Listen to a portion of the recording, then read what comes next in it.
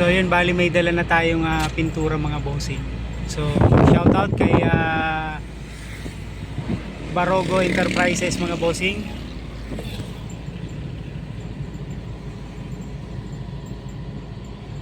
So bali may dala na tayong pintura mga boss. So going to Rosario.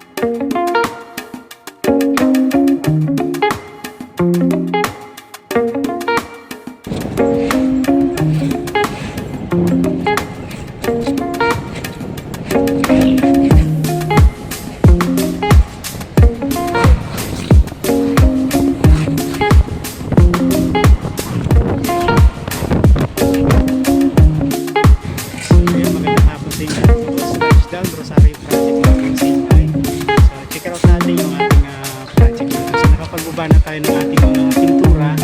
So may so ito yung ating ongoing project mga boss. So almost 60% na yung project dito mga boss. Okay? So yun, bali nakapag-roofing na tayo. So gutter. So yung kulang na lang natin mga bossing yung dito sa roofing dito sa Milanay. Okay?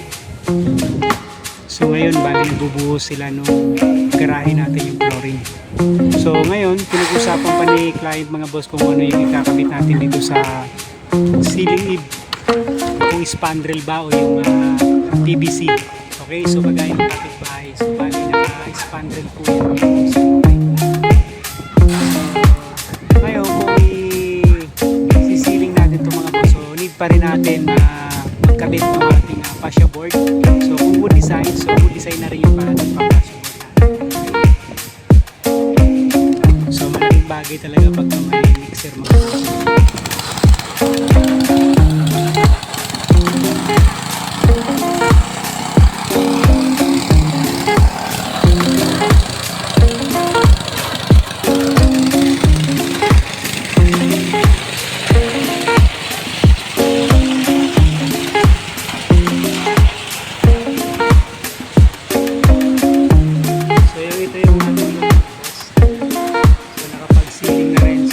Painting na rin yan mga boss.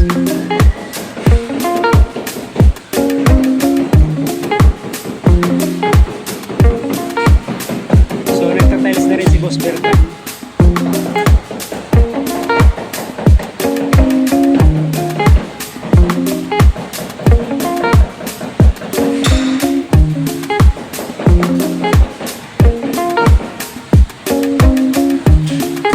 So yung tiles natin dito mga boss, 60 by 60.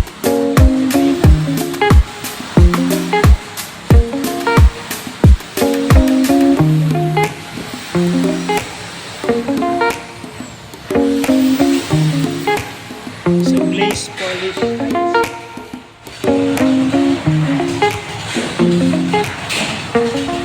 So ito yung living area mga boss. Yan. So bali naka-cove ceiling din siya. Tapos maglalagay dito ng PVC ceiling. So ganun din dito sa may dining area. Saka sa may bar counter. Okay. Yung master's bedroom, ganun din. Nag-request si client papa-cove ceiling. So bali 3 kwarto, 2 CR mga boss. Okay. So mayroong common CR doon sa 2 kwarto.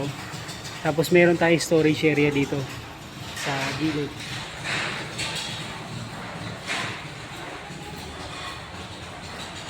So ito naman yung garahe mga boss yan. So bali bubuhos na. Alright.